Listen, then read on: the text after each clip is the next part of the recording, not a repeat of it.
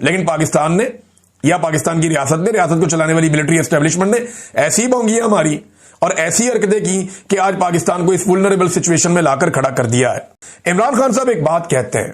اور یہ جو کشمیر کے اندر ہوا اس کو دیکھنے کے بعد سمجھ آتی ہے۔ عمران خان صاحب نے کہا تھا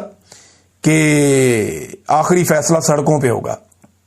اور یہ ایک دفعہ نہیں کئی مرتبہ عمران خان صاحب نے کہا کہ آخری فیصلہ سڑکوں پہ ہوگا، لوگ تیاری پکڑیں۔ اور عمران خان صاحب نے بار بار پبلک کو یہ کہا بھی۔ تھوڑے دن پہلے عمران خان صاحب نے اپنی پارٹی کو بھی کہا کہ عوام آپ سے آگے نکل گئی، آپ پیچھے رہ گئے، اگر آپ عوام کے ساتھ نہ ملے تو آپ فارغ ہو جائیں گے، اپنی سیاست بھی آپ تباہ کر لیں گے۔ تو اب پاکستان تحریک انصاف کیا عمران خان صاحب کے فارمولہ پر چلے گی؟ کیونکہ یہاں لیڈرشپ کا معاملہ ہوتا ہے، یہاں پہ جو معاملہ ہے وہ پبلک کا نہیں ہوتا، پبلک تو نکل آتی ہے، لیکن دیکھیں نا آزاد کشمیر کی لیڈرشپ نے کسی جگہ پہ کوئی چائے کا وقفہ نہیں کیا، وہ کسی اچھی سی جگہ پہ جا کے بیٹھ نہیں گئے،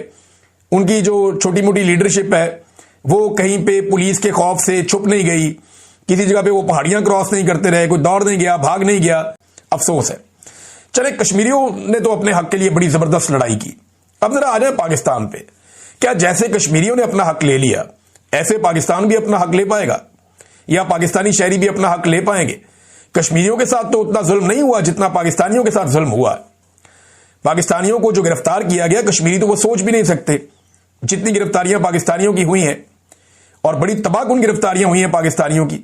خاص طور پہ پاکستان تحریک انصاف کے لوگوں کی، خواتین کی۔ کشمیر میں ایک بھی عورت گرفتار نہیں ہوئی، لیکن یہاں پاکستان میں سینکڑوں عورتیں گرفتار ہوئیں، لگ بھگ 20,000 سے زائد لوگ گرفتار ہوئے، 1 لاکھ سے زیادہ گھروں کی چادر اور چار دیواری کا تقدس پامال کیا گیا، جو گند انہوں نے مارا پاکستان کے اندر، لیکن پاکستان نے ابھی تک ویسا رسپونڈ نہیں کیا۔ تو ہر جگہ پہ دنیا میں احتجاج کیا جا رہا ہے عمران خان صاحب کی غیر قانونی گرفتاری اور اس کے بعد جو سلوک ان کے ساتھ کیا گیا اس سارے معاملے کو لے کر، پاکستان میں انسانی حقوق کی خلاف ورزیوں کے حوالے سے بھی۔ اب اس مرتبہ جو احتجاج ہم دیکھ رہے ہیں اس میں ایک چیز بڑی کلیئر ہے، پاکستان تحریک انصاف پہلے جو ہے وہ حکومت کے خلاف احتجاج کرتی تھی، اور یہ جو اوورسیز پاکستانی احتجاج کرتے تھے یہ نارملی حکومت کو ٹارگٹ کرتے تھے، زیادہ تر عمران خان صاحب کی پروموشن کے لیے یا ان کی رہائی کے لیے آواز اٹھاتے تھے۔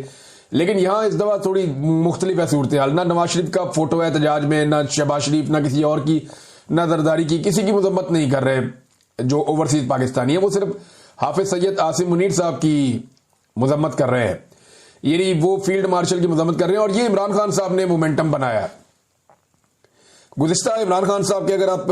1 درجن ٹویٹس اٹھا کر دیکھیں تو آپ کو یہ بات محسوس ہو جائے گی کہ عمران خان صاحب نے اپنا سارا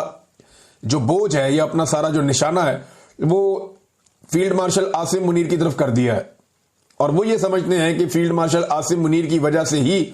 جو کچھ ہو رہا ہے وہ اس ملک میں ہو رہا ہے، اور ان کے بارے میں بڑے سخت بیانات بھی عمران خان صاحب نے دیے ہیں۔ تو اب یہ لڑائی جیسے کہ میں نے تھوڑے دن پہلے آپ کو بتایا تھا، یہ عمران خان ورسز عاصم منیر ہو چکی ہے۔ اوورسیز پاکستانیوں نے اس ایشو کو پک کر لیا اور عمران خان صاحب کے پیغام کو سمجھا ہے، اور اب ساری کی ساری فوٹوز وہ لے کر جاتے ہیں، یا عمران خان کی یا شہید ارشد شریف کی ہوتی ہے کہیں پہ، یا پاکستان تحریک انصاف کی ایک چھاپ ہوتی ہے، یا حافظ سید عاصم منیر صاحب کی فوٹوز وہ لگاتے ہیں، اور وہ پروٹیسٹ کے لیے لگاتے ہیں کہ ان کی وجہ سے یہ سارا کچھ ہو رہا ہے۔ اب یہ جو ہے وہ ایک عجیب صورتحال ہے پاکستان کی ملٹری اسٹیبلشمنٹ کے لیے۔ دیکھیں پاکستان کی فوج اس وقت بڑے مشکل حالات سے گزر رہی ہے، اور اب یہ مطالبہ بھی کیا جا رہا ہے اوورسیز پاکستانیوں کی جانب سے، پاکستان کے اندر بھی ہو رہا ہے، پاکستان کے باہر بھی یہ بات ہو رہی ہے کہ آرمی چیف کی مدت ملازمت نومبر میں مکمل ہو رہی، تو یہ مدت ملازمت مکمل کر کے نیا آرمی چیف اپوائنٹ کیا جائے۔ ایسا لگتا ہے کہ شاید یہ مطالبہ آنے والے دنوں میں زور پکڑے گا۔ وجہ یہ ہے کہ فوج بہت سارے مشکل مراحل سے گزر رہی ہے، ملک کے اندر بڑے خوفناک قسم کے حالات پیدا ہو چکے ہیں، بلوچستان کی صورتحال آپ کے سامنے ہے، اسی طرح جو صورتحال خیبر پختونخوا کے قبائلی علاقوں کی ہے وہ آپ کے سامنے ہے۔ ایسی صورتحال میں فوج میں ایک ایسا سپہ سالار ہونا چاہیے جو تمام طبقات کے لیے وہ بالکل نیوٹرل ہو یا جو متنازع نہ ہو، لیکن عاصم منیر صاحب جو ہے وہ پاکستان کی سب سے بڑی پولیٹیکل پارٹی کی نظر میں متنازع دکھائی دیتے ہیں۔ ان کے احتجاجوں کے اندر دیکھیں پاکستان کے اندر تو لوگ نہیں کر پاتے نا، جو ان کی فوٹو اٹھائے گا یا ان کے خلاف احتجاج کرے گا وہ چاچا ساجد جیسا اس کے ساتھ حال ہو جائے گا۔ اس نے کھڑے ہو کر بارش میں تنگ آ کر ایک جملہ بولا تھا، اس کو اٹھا کر لے گئے، اس کے ساتھ کیا کیا گیا، احمد فرحات صاحب کے ساتھ کیا کیا گیا، باقی جو لوگ پاکستان میں آواز اٹھاتے ہیں انہیں غائب کیا جاتا ہے، انہیں تکلیف دی جاتی ہے. بہت سارے لوگوں کے ساتھ ایسا ہوا، خواتین تک کے ساتھ ایسا ہوتا ہے. ابھی حال ہی میں سنم جاوید صاحبہ جو ہے انہیں دوبارہ گرفتار کیا گیا، دوبارہ انہیں نشان عبرت بنانے کی کوشش کی گئی. تو یہ معاملہ صرف اس پوائنٹ آف ویو کا ہے کہ آپ ملٹری اسٹیبلشمنٹ کے اوپر انگلی نہیں اٹھا سکتے. اب عاصم منیر صاحب ایک پاکستان کی سب سے بڑی پولیٹیکل پارٹی کی نظر میں، حتیٰ کہ ایمل ولی خان صاحب نے بھی ان پر تنقید کی ہے، فضل الرحمان صاحب نے بھی ان پر تنقید کی ہے، اور خواجہ آصف بھی دوسرے الفاظ میں ان پر تنقید کرتے ہیں. پاکستان میں جتنے صحافی ہیں وہ جو ٹاؤٹ ہیں بے شک، لیکن وہ بھی کھل کر یہ کہتے ہیں کہ ملٹری اسٹیبلشمنٹ یہ سارا کچھ کر رہی ہے، اور ایکچولی وہ سب عاصم منیر صاحب کی طرف اشارہ کر رہے ہوتے ہیں.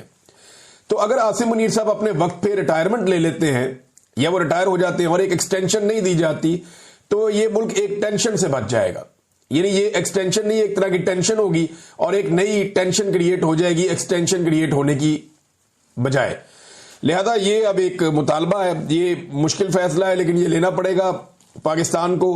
کیونکہ یہاں پہ جو بھی آرمی چیف اپنی سیٹ پہ آتا ہے وہ واپس جانا نہیں چاہتا، وہ اس عہدے کو چھوڑنا نہیں چاہتا. آپ نے دیکھا پرویز مشرف بھی اس عہدے کو نہیں چھوڑنا چاہتا تھا، اسی طرح جنرل کیانی بھی اس عہدے کو نہیں چھوڑنا چاہتا تھا، اس نے ایکسٹینشن لی. پھر جنرل راحیل شریف اس عہدے کو نہیں چھوڑنا چاہتا تھا، اس نے بڑی کوشش کی، اس کو ایکسٹینشن نہیں ملی. پھر اس کے بعد جناب جنرل باجوہ اس عہدے کو نہیں چھوڑنا چاہتا تھا، وہ تو ایک مرتبہ پھر ایکسٹینشن لینا چاہ رہا تھا، حالانکہ ایک ایکسٹینشن اس کو پہلے مل گئی تھی لیکن پھر بھی جانا پڑا. اب یہ عاصم منیر کیوں اس عہدے کو چھوڑنا چاہیں گے، یہ ایک بڑا سوال ہے. کوئی بھی نہیں چھوڑنا چاہتا، لیکن دیکھنا یہ ہوتا ہے کہ پاکستان کو اور پاکستان کی افواج کو کیا سوٹ کرتا ہے. اس وقت تو حالات بہت عجیب ہیں. وہ جو نعرے پاکستان کے اندر بعض لوگ لگاتے تھے اب ہم دنیا کے اندر سنتے ہوئے، یعنی ہم سن رہے ہیں، محسوس کر رہے ہیں، تو یہ فوج بھی اس بات کو ضرور محسوس کر رہی ہوگی. دنیا بھر میں احتجاج کی طرح ناظرین پاکستان کے اندر بھی احتجاج ہو رہا ہے، جگہ جگہ پہ ہو رہا ہے، موبلائزیشن ہو رہی ہے. پاکستان کے اندر نا لوگوں کی اکثریت یا 90-95% لوگ